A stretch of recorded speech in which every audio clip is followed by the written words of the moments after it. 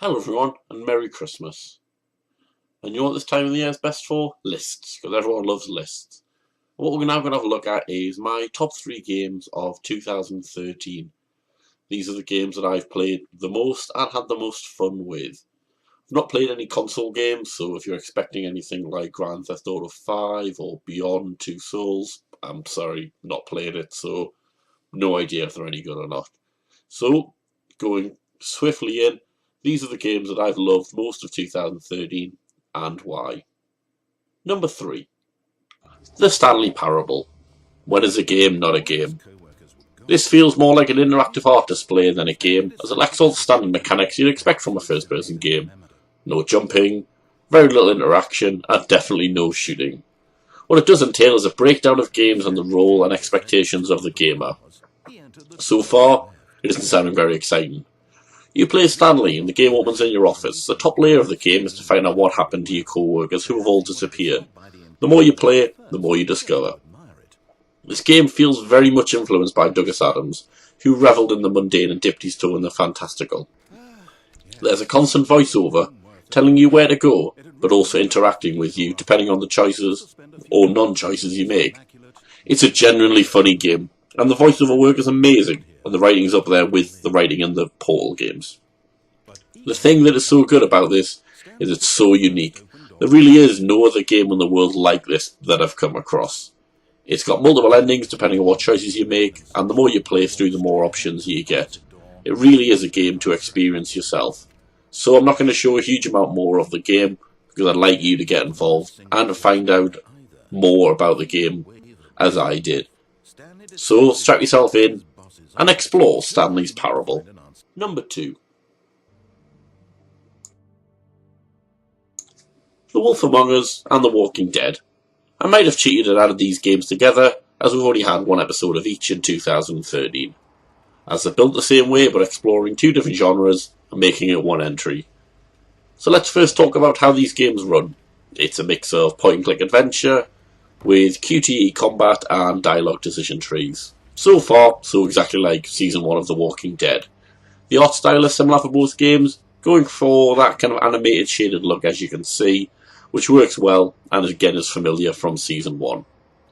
The Walking Dead takes us on the further adventures of Clementine, the little girl Lee spent 5 episodes protecting. The shift in narrative is interesting because you're now dependent.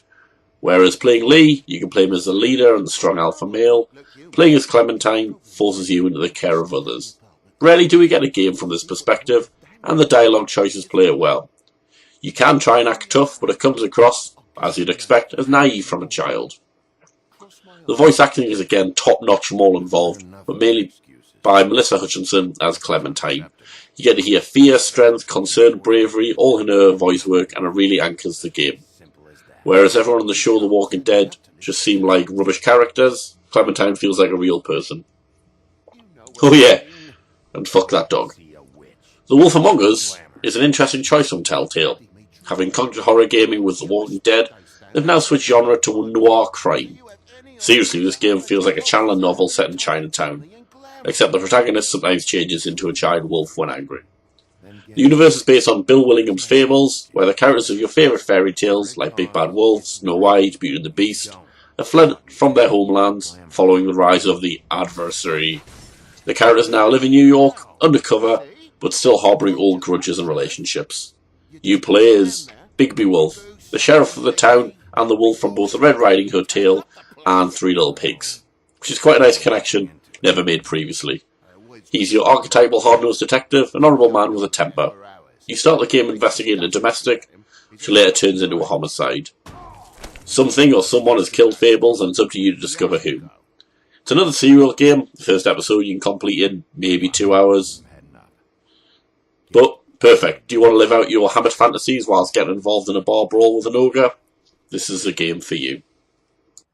Totally, both games are perfect, placing you in each universe with you caring significantly about each character. The dialogue choices make you feel in control of the game, even if the outcomes, if we're honest, are rarely different. It's a perfect example of how a game can involve you in a way that a novel or a show can't. Next time you watch a horror film, or a film noir, think, What would I do in this circumstance? And these games let you live out those fantasies. No, it'll never be sandbox, and the choices are limited, but the fact that there are choices at all is exactly why I love these games. If you compare, for example, The Wolf Among Us to LA Noire, you'll see that LA Noire is very, very linear, and this game gives you a chance to roleplay a little. The action is solid, the stories are interesting, Telltale have a winning formula, and long may it continue. Now, some may question the quick time event combat, but for me, it feels like it works in this circumstance. I'm not a huge fan of the QTE combat outside of these games, but if you consider the games as a point-and-click adventure, it does a great job of getting you involved. Now, I've not included any Walking Dead clips, as the more you go into that game without knowing what's coming is better. It drops you right into the middle of the story. Even kind of the first scene or so, there's a couple of eyebrow-raising incidents, and you best not knowing at all. Whereas this game, this just kind of feels more of a prologue, and whilst you do return to some of these characters, you aren't going to get any kind of spoilers, or you're not going to miss any key moments. Overall, the games are simply well written. They're engaging, and now cover two separate genres. Not a horror fan? Well, that's okay, because you've got The Wolf Among Us to play.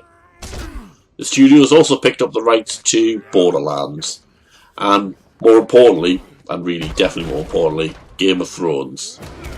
A Game of Thrones Telltale game could be amazing. How will they tackle it? Will it be a prequel, as The Wolf Among Us is a prequel to the comics, or will they look to build their own story, as is done with The Walking Dead? I think I would prefer them to do something unique rather than just kind of follow the story through. Although a funny choice with you being Jaime Lannister. Do you want to sleep with your sister? A, yes. B, yes. C, go on then. D, alright then. Either way, whether they go new or existing, the Game of Thrones Telltale games could be one of the most hotly anticipated games ever. And I can't wait. If you couldn't guess it, number 1. XCOM Enemy Within. Is more of the same ever bad? It can be if it's an iterative sequel, although Enemy Within sidesteps this issue by naming itself as an expansion. And it clearly is an expansion. The overall game remains the same, exact same overall objective, same base building elements, same cover-based, turn-based combat. What it does bring, to freshen the experience, is new units for both the XCOM project and the bad guys. This expansion is to breathe new life into the game released in 2012 that suffered from a lack of maps and an endgame that builds on what comes before. It succeeds on the former but doesn't alter the endgame.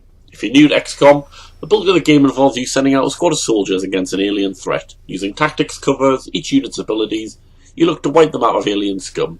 It's a game type that isn't replicated anywhere else, unfortunately, as it provides thrill and spills of an action game with the tactical elements that you don't see very often. How you line up, what equipment and soldiers you take, how best to use your soldiers, that's all up to you. The game, as with Enemy Unknown, features permadeath, which adds that extra spice to a game like this. You're in charge, you've levered your favourite soldier up. You might have even named him or her after a loved one. You make a tactical mistake, that character dies, and it's all your fault. You can't blame the game as it's fair with its attributes and aliens, you can only blame yourself. And knowing that every step could mean the end of your character makes the game a lot more brutal and a lot more fun.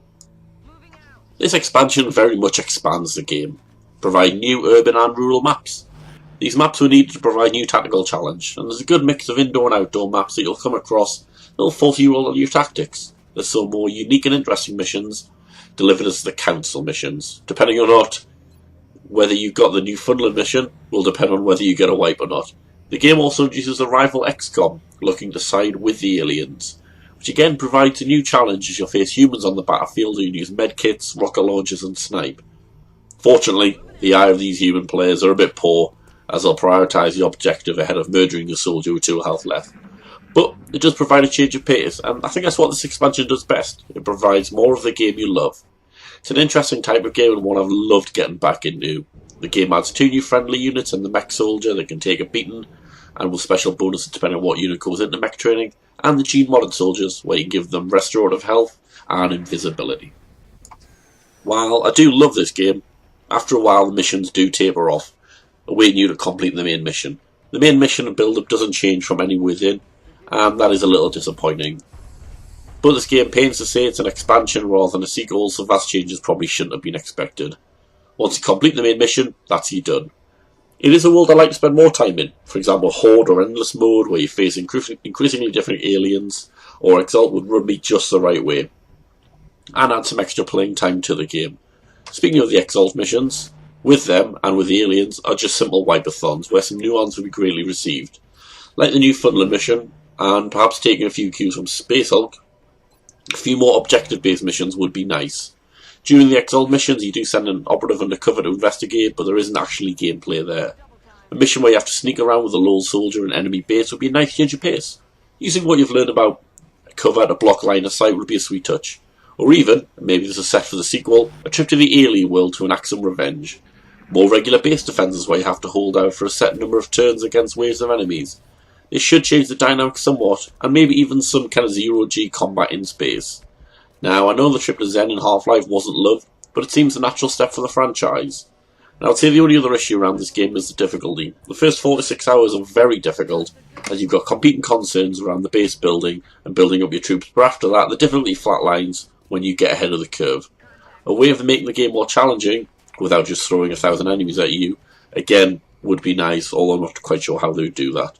But these are minor gripes against a game I loved last year and love again this year. This very much feels like the director's cut edition of the game.